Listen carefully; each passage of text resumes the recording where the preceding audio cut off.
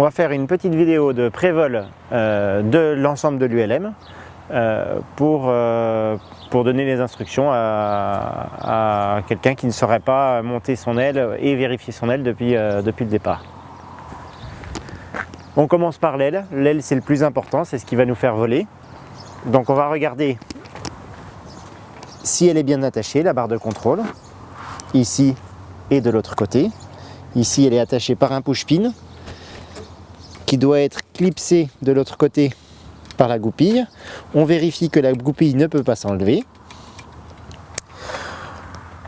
Dans la continuité, on regarde les câbles, s'ils sont tous correctement sertis, s'ils n'ont pas été détendus. Je suis le câble latéral et je monte à l'intérieur, vérifier que la grande vis bord d'attaque transversale est bien en place, qu'elle est maintenue de l'autre côté par son écrou et qu'elle n'est pas tombée. Voilà. Je continue, je suis le bord d'attaque et je viens regarder à l'intérieur de l'aile. D'abord la sangle qui est tout au bout de l'aile et qui retient l'aile sur le bord d'attaque, qui tend le bord d'attaque.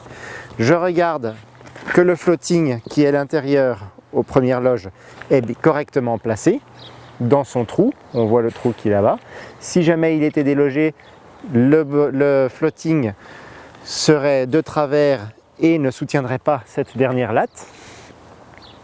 J'en profite pour regarder si la latte de tension est correctement mise sur la butée de latte.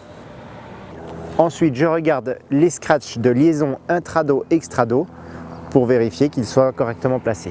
Je vérifie à présent chacune des lattes, je vérifie qu'elles soient correctement étarquées et à mesure que je me rapproche, je vérifie qu'aucun fil, enfin aucun câble anti-piqué ne passe sous une latte. Ça pourrait faire tirer fortement l'aile. Je regarde également en intrado que les lattes soient correctement mises et placées. Et je regarde la fermeture éclair pour m'assurer qu'elle soit bien fermée. Je suis arrivé au centre de l'aile. Je vais vérifier que les câbles inférieurs et arrière sont bien retenus sur la quille. Je vérifie que mon aile est correctement étarquée. Ici, c'est un des points les plus importants. Vérifier à nouveau que le push-pin est mis avec sa goupille. Je regarde tout en haut si les câbles anti-piqués ne sont pas dissymétriques. Il se pourrait qu'ils soient placés, qu'ils soient déplacés, que le mousqueton soit placé de travers. De ce côté-là, la même chose, on vérifie que les lattes soient bien étarquées, que les câbles anti-piqués ne passent pas sous les lattes et que le floating est correctement mis avec la fermeture fermée. Je remonte le long du bord d'attaque, je redescends. Je vérifie à nouveau la vis comme ce que je faisais tout à l'heure de l'autre côté. Je vérifie qu'elle est correctement mise.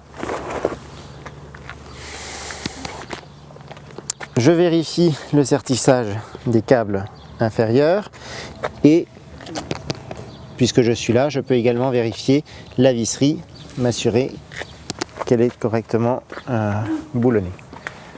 Enfin, je remonte ici les câbles avant, je vérifie à nouveau le sertissage et dans le nez, je vérifie le push-pin d'étarquage avant avec sa goupille et lorsque je place le nez, je viens mettre la languette dessous et je ferme. On a terminé la première partie qui est l'aile. On va passer maintenant au chariot et pour ça, rien de mieux que la transition par le cube. Le cube est assuré par une immense vis de 10 mm avec également sa goupille et en sécurité, une sangle de sécurité. Voilà, qui doit passer autour de la quille et on voit qu'elle va rentrer à l'intérieur du mât. Pour le reste du chariot, le moyen mnémotechnique c'est 4-4-4. 4 push-pins, 4 vis et 4 connexions. Les 4 push-pins en haut du torpedo, en bas du torpedo, le troisième sur le tirant qui maintient le train et le quatrième toujours sur le tirant qui maintient le train. On a fait les 4 push-pins, maintenant les 4 vis. 2 sur le mât une sur le moteur, ici, et puis une au niveau du châssis. À présent, les 4 connexions qui sont l'accélérateur, l'électricité, le retour essence et l'arrivée essence. L'accélérateur, la connexion électrique et l'arrivée d'essence et le retour essence. On vérifie que la goupille sécurise correctement la roue et que la roue est correctement gonflée. Idem de l'autre côté et à l'avant.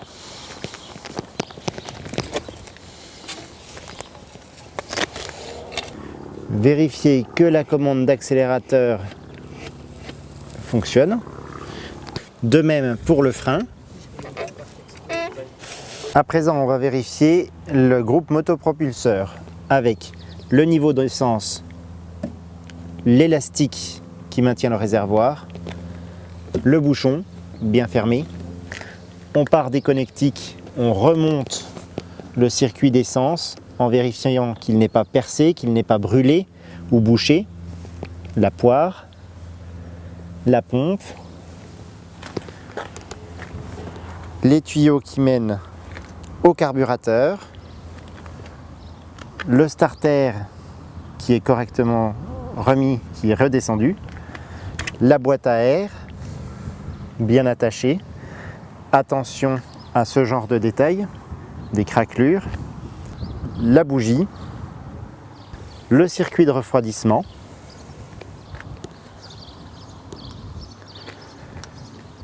le pot d'échappement, que rien ne peut tomber dans l'hélice, que l'hélice est correctement fixée, que l'hélice n'a pas subi d'impact. Les fuites en général vont se manifester aux différents joints, notamment en bas et en haut du cylindre, le joint d'échappement, le joint du carburateur et le joint de la cuve. Avant la mise en route, vérifiez bien que le trim de l'accélérateur main est en position la moins accélérée. Voilà, j'ai terminé la prévol. N'oubliez pas qu'une prévol, c'est propre à chacun et que ce que je vous ai donné, ce n'est qu'une base. Vous pouvez tout à fait rajouter vos éléments et en faire une prévol immuable qui vous sera propre. Merci et bon vol.